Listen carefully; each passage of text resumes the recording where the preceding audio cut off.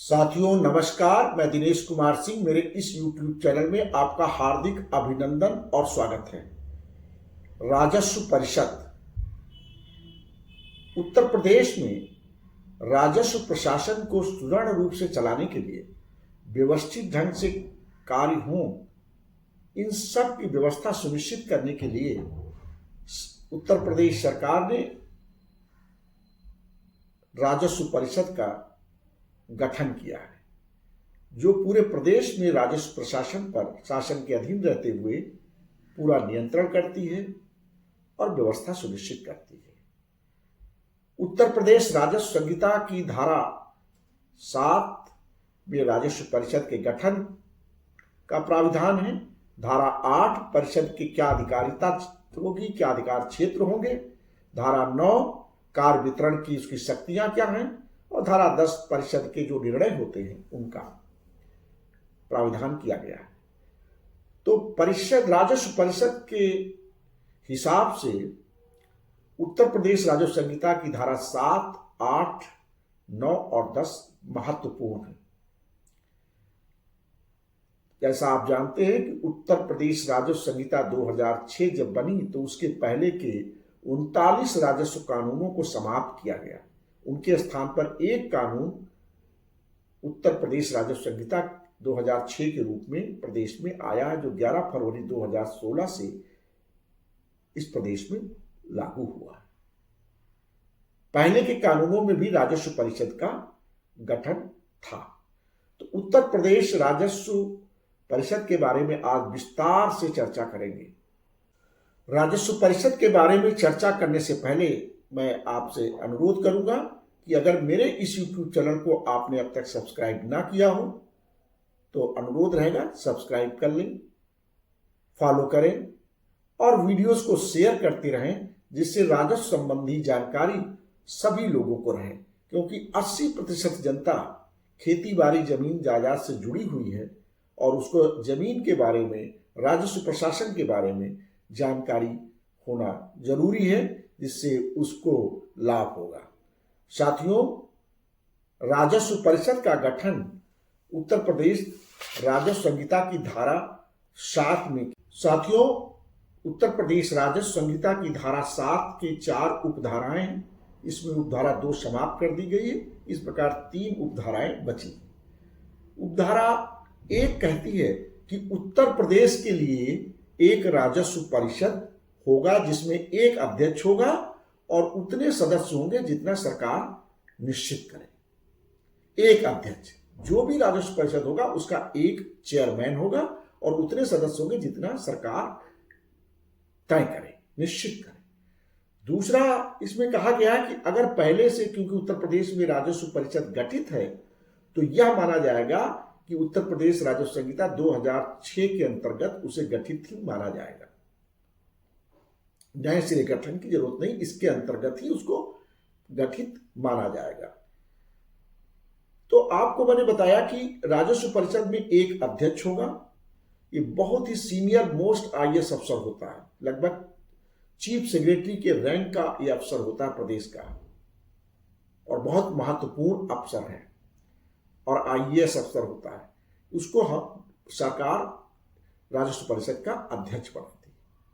सदस्य 2 तरह के हैं, एक न्यायिक सदस्य और दूसरे प्रशासनिक सदस्य। तो अध्यक्ष और ये सदस्य मिलकर के राजस्व परिषद का गठन करते हैं। न्यायिक सदस्य कौन हो सकता है? न्यायिक सदस्यों की तैनाती किस अधिकारी की जा सकती है, इसके बारे में भी स्पष्ट प्रावधान इस धारा में है। और कहा गया है, ऐसा अधिकारी जो कलेक्टर से कम के पद पर तैनात ना हो, मतलब कलेक्टर या उसके समकक्ष या उससे बड़े पद पर अगर है, तो उस अधिकारी को न्यायिक सदस्य के रूप में राजस्व परिषद में नियुक्त किया जा सकता है। ये पहला प्रावधान है। दूसरा, जो प्रशासनिक सदस्य होगा प्रशासनिक कार्यों की देखभाल के लिए, वो कौन होगा? प्रशासनिक सदस्य उस अधिकारी को, IAS अधिकारी को नियुक्त किया जाता है जो आयुक्त या उससे बड़े पद पर को धारण कर चुका हो। आयुक्त से कम का पद ना हो, आयुक्त या उसके समकक्ष या उससे बड़े पद को जिसने धारण किया हो उसको, उस आईएएस अफसर को प्रशासनिक अधिकारी, प्रशासनिक सदस्य के रूप में राजस्व परिषद में नियुक्त किया जाता है। तो इस प्रकार आपने देखा कि राजस्व परिषद के गठन में एक तो अध्यक्ष हो गया और उतने सदस्य होंगे जितने सरकार तय करे। न्यायिक, दो तरह के सदस्य होंगे, न्यायिक सदस्य और प्रशासनिक सदस्य। इनको मिलकर राजस्व परिषद का गठन होगा। परिषद के चेयरमैन और दोनों प्रशासनिक सदस्यों का कार्यालय लखनऊ में स्थापित है। राजस्व परिषद का एक कार्यालय इलाहाबाद में भी है। न्यायिक सदस्य जो होते हैं वह मुकदमों की ही सुनवाई करने का उनको अधिकार है। न्यायिक सदस्य लखनऊ और इलाहाबाद दोनों जगह बैठ करके मुकदमों की सुनवाई करते हैं।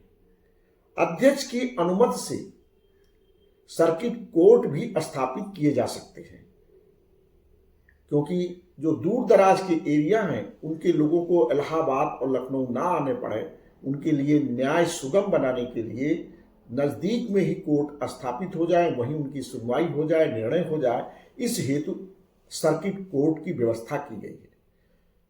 वर्तमान में प्रदेश में आगरा मंडल के जनपदों की सुनवाई के लिए आगरा में और मेरठ मंडल के जनपदों के लिए मेरठ में सर्किट कोर्ट स्थापित हैं, जहां पर न्यायिक सदस्य कोर्ट में बैठ करके इन मंडलों की सुनवाई करते हैं। न्यायिक सदस्यों को, जैसा मैंने बताया, केवल न्यायिक कार्य की अनुमति है। परिषद प्रशासनिक कार्यों के साथ साथ चूंकि न्यायिक कार्य भी करता है, मुकदमों भी सुनता है, मुकदमों में फैसले भी करता है। जब परिषद मुकदमे में कोई सुनवाई करता है, निर्णय करता है, तो उसे न्यायालय की संज्ञा दी जाती है। इस प्रकार परिषद एक प्रशासनिक बॉडी ही नहीं है, बल्कि एक न्यायालय भी है। उत्तर प्रदेश राजस्व संहिता की धारा 4 उपधारा 16 में जो न्यायालय की परिभाषा दी गई है राजस्व न्यायालय की, उन राजस्व न्यायालय की परिभाषा में राजस्व परिषद को भी शामिल किया गया। इस प्रकार राजस्व परिषद एक न्यायालय भी प्रशासनिक बॉडी के साथ साथ है। जब न्यायालय के रूप में वो कार्य करता है, मुकदमों की सुनवाई करता है, तो राजस्व न्यायालय का कहलाता है। परिषद और अधीन राजस्व न्यायालय है, उनके संबंध में कुछ महत्वपूर्ण बिंदु भी हैं जिस पर आपको जानकारी होनी चाहिए। परिषद एक राजस्व न्यायालय है, लेकिन उसके जो सदस्य हैं वो राजस्व अधिकारी नहीं कहलाते हैं। दूसरा महत्वपूर्ण बिंदु है, चकबंदी विभाग के अधिकारी मुकदमों की तो सुनवाई करते हैं, पर वह न्यायालय की श्रेणी में कहीं परिभाषित नहीं है। तीसरा बिंदु है, रेवेन्यू कोड की परिभाषा सीपीसी 1908 की धारा 5(2) में भी उल्लिखित है और उत्तर प्रदेश राजस्व संहिता की धारा 4 उपधारा 16 में राजस्व न्यायालय कौन कौन होंगे यह उल्लिखित है। राजस्व संहिता की धारा 217 परिषद सहित सभी राजस्व न्यायालय को यह अधिकार प्राप्त नहीं है कि वह किसी कानून को अवैध घोषित करते, जबकि हाईकोर्ट और सुप्रीम कोर्ट को यह पावर है कि विधानसभा या लोकसभा द्वारा कोई भी बनाया गया कानून को वो अवैध घोषित कर सकते हैं। लेकिन राजस्व परिषद या राजस्व परिषद के अधीन जो भी राजस्व न्यायालय है, किसी को यह अधिकार नहीं कि सरकार विधानसभा द्वारा बनाए गए किसी कानून को वह अवैध घोषित कर दे। राजस्व परिषद को न्यायालय की अवमानना की कार्रवाई करने का भी अधिकार नहीं है। यह कुछ महत्वपूर्ण बिंदु है जो मैं आपके सामने प्रस्तुत मैंने किया है। साथियों, कार्य विभाजन पहले जिलेवार और धारावार इलाहाबाद और लखनऊ के बीच में न्यायालय जो थे उनमें कार्य विभाजित था, लेकिन बाद में जब नई संहिता लागू हुई 8/12/2017 को पूर्ण खंडपीठ बैठी इस विषय में और उसने एक निर्णय किया। और पहला निर्णय उसने किया जो बहुत महत्वपूर्ण है कि राजस्व संहिता 2006 अथवा किसी अन्य कानून के अंतर्गत ऐसे मुकदमे जिनकी सुनवाई राजस्व परिषद द्वारा की जा सकती है, मतलब जिन मुकदमों को सुनने का अधिकार राजस्व परिषद को है, चाहे राजस्व संहिता 2006 के अधीन हो और चाहे अन्य कानून के अधीन हो, अगर सुनवाई करने का राजस्व परिषद को अधिकार है तो पक्षकारों के सुविधा के लिए, उनकी सुविधा को दृष्टिगत रखते हुए यह निर्णय लिया गया कि लखनऊ तथा इलाहाबाद में कहीं भी वो मुकदमे को अपने दायर कर सकते हैं जहां उनको सुविधा हो। तो पहला तो कार्य विभाजन इस तरह हुआ, इसलिए जनता को सहूलियत हो गई। उसके लिए जो नजदीक हो, जहां सुविधा हो, वहां कर सकता है। आगरा तथा मेरठ मंडल में संबंधित मुकदमे सर्किट कोर्ट की वर्तमान पद्धति के अनुसार संबंधित जिले में दायर होते रहेंगे, ये भी निर्णय किया गया। जैसे पहले आगरा और मेरठ की सर्किट कोर्ट में उन मंडलों के मुकदमे दायर होते रहते थे, वैसे दायर होते रहते, यह भी निर्णय किया गया। तो इस प्रकार कार्य विभाजन को भी राजस्व परिषद में स्पष्ट रूप से 8/12/2017 की जो पूर्ण पीठ की बैठक थी, जिसमें राजस्व परिषद के अध्यक्ष सभी सदस्य, चाहे न्यायिक हो चाहे प्रशासनिक, उनके द्वारा जो बैठक की गई, उसमें ये महत्वपूर्ण निर्णय लिए गए। परिषदों की शक्तियां, वादों, अपीलों, पुनरीक्षणों के मामले में राजस्व परिषद को अंतिम अधिकारिता वाला नियंत्रण अधिकारी माना गया है।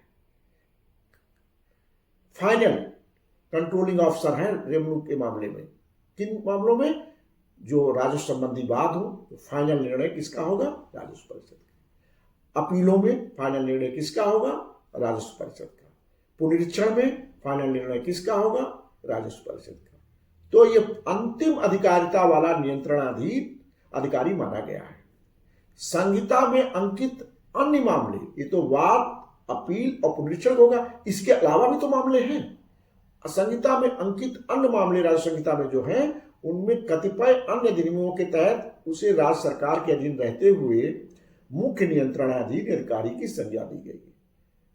बोर्ड राज्य सरकार के अधीन तो रहेगा ही, उसके कंट्रोल में, और उसके कंट्रोल में रहते हुए जो राजस्व संहिता में अन्य विषय हैं या अन्य अधिनियमों में अन्य विषय हैं, अपील, वाद और पुनरीक्षण को छोड़कर, उन पर जो मुख्य नियंत्रण अधिकारी कौन होगा? राजस्व परिषद होगा। Controlling authority, chief controlling authority के रूप में राजस्व परिषद प्रदेश में काम करती है। संहिता की धारा 208 के अंतर्गत द्वितीय अपील के साथ साथ राजस्व परिषद रिव्यू तथा रिवीजन के मामलों की सुनवाई कर सकता है। धारा 208 में प्राविधान है, द्वितीय अपील वो सुनेगा, रिव्यू भी सुन सकता है और पुनरीक्षण के मामले भी, रिवीजन के मामले भी में सुनवाई कर सकता है। धारा 212 में प्राविधान है कि राजस्व परिषद अपने अधीन पूरे प्रदेश में किसी एक न्यायालय के मुकदमे को किसी दूसरे न्यायालय में सुनवाई के लिए स्थानांतरित कर सकता है। यह महत्वपूर्ण शक्तियां राजस्व परिषद की है। प्राविधान है कि संहिता के किसी प्राविधान को राजस्व परिषद या उसके अधीन कोई भी न्यायालय किसी अधिसूचना को परिषद जो है या उस अधीन न्यायालय गैर कानूनी नहीं घोषित कर सकती।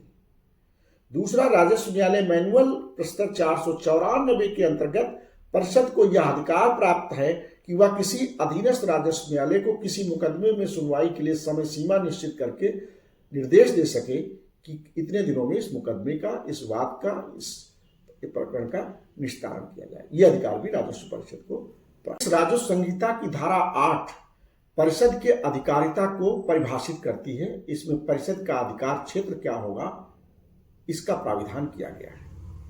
वादों, अपीलों या पुनरीक्षण के निस्तारण से संबंधित सभी मामलों में मुख्य नियंत्रण प्राधिकारी राजस्व परिषद होगा, चीफ कंट्रोलिंग ऑफिसर। पूरे प्रदेश में जो वाद होंगे, अपील होंगे या पुनरीक्षण के मामले होंगे, इसमें चीफ नियंत्रण अधिकारी प्राधिकारी राजस्व परिषद होगा। राज्य सरकार के अधीक्षण, निर्देशन और नियंत्रण के अधीन रहते हुए इस संहिता में दिए गए अन्य सभी मामलों में मुख्य नियंत्रण अधिकारी होगा। लेकिन वादों, न्यायालय के वादों, अपीलों और पुनरीक्षण के मामलों में वो राज्य सरकार के अधीन कार्य नहीं करेगा। इसके अलावा अन्य संहिता के अन्य सभी मामलों में राज्य सरकार के अधीन रहते हुए प्रशासन मुख्य परिषद जो है, राजस्व परिषद मुख्य नियंत्रण प्राधिकारी के रूप में प्रदेश में कार्य करेगा। साथियों,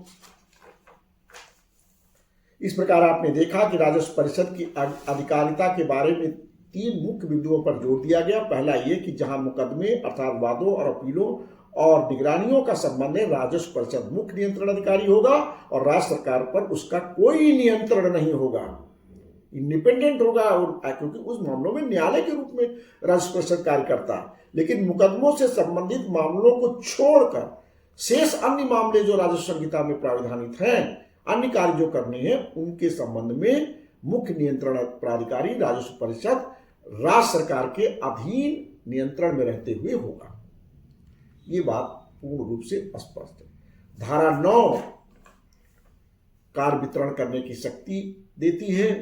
इसके अंतर्गत राजस्व परिषद के अध्यक्ष और सदस्यों के बीच में कार्य का वितरण कैसे होगा, यह प्राविधान है। पीठों का गठन का प्राविधान है। ये सारे बिंदु निहित हैं। मैंने साथियों पहले आपको बताया है कि उत्तर प्रदेश राजस्व संहिता की धारा 9 में कार्य के वितरण करने की शक्ति राजस्व परिषद को प्रदान की गई है। ऐसे नियमों या आदेशों के अधीन रहते हुए जिन्हें राज्य सरकार द्वारा बनाया जाए या जारी किया जाए, परिषद अपने सदस्यों के बीच अपने कार्य का वितरण जैसा परिषद उचित समझे कर सकती है। अध्यक्ष किसी विशिष्ट मामले या मामलों के वर्ग के निस्तारण के लिए एक से अधिक सदस्यों वाली पीठ या पीठों का गठन कर सकता है। यह अध्यक्ष को अधिकार है पीठों को बनाना। कोई विशेष मामला हो, उसको सुनवाई के लिए एक पीठ बना सकता है या कई पीठों का गठन किन्हीं मामलों के लिए कर सकता है। ऐसा वितरण के अनुसार राजस्व परिषद के किसी द्वारा, सदस्य द्वारा या पीठ द्वारा दिए गए निर्णय यह माना जाएगा कि किसी सदस्य ने भी अगर कोई निर्णय पारित किया या पीठ ने कोई निर्णय पारित किया तो यह माना जाएगा यह राजस्व परिषद का निर्णय है। उस व्यक्ति अधिकारी का निर्णय नहीं बल्कि राजस्व परिषद का निर्णय माना जाएगा। इस प्रकार उत्तर प्रदेश राजस्व संहिता की धारा 9 परिषद के कार्य को वितरित करने की शक्ति प्रदान करती, जिसमें अध्यक्ष को यह अधिकार है कि वह जो है किसी विशेष मामलों की सुनवाई के लिए पीठ या पीठों का गठन कर सकते हैं। ताकि धारा 10 में परिषद के विनिश्चय या निर्णय के बारे में प्राविधान किए गए हैं कि जहां कार्रवाई सुनवाई 2 या 2 से अधिक सदस्यों से बनी पीठ द्वारा की जाए, वहां मामले का जो विनिश्चय होगा वह बहुमत से होगा। मान लीजिए 2 सदस्य हैं और दोनों सदस्यों की राय अलग अलग है, तो अध्यक्ष एक बृहत्तर पीठ का, बड़ी पीठ का गठन करेंगे। अगर 3 सदस्य हैं, 2 ने एक निर्णय किया और एक ने उससे अलग किया, तो बहुमत के आधार पर जो 2 ने निर्णय किया वो माना जाएगा। तो यह प्रावधान उत्तर प्रदेश राजस्व संहिता की धारा 10 में है। साथियों, ये बहुत महत्वपूर्ण विषय है। मुझे आशा है कि आप उत्तर प्रदेश राजस्व परिषद जो मुख्य नियंत्रण प्राधिकारी के रूप में कार्य करता है पूरे प्रदेश के राजस्व न्यायालयों के लिए, इसके बारे में आपको जानकारी हुई। बहुत बहुत धन्यवाद। आशा है कि आपने मेरे चैनल को जरूर सब्सक्राइब किया होगा। ना किया हो तो जरूर सब्सक्राइब कर लें, फॉलो करते रहें और वीडियोस को शेयर करते रहें। आने वाले दिनों में सभी बिंदुओं पर वीडियो आपको देखने को मिलेगी। धन्यवाद।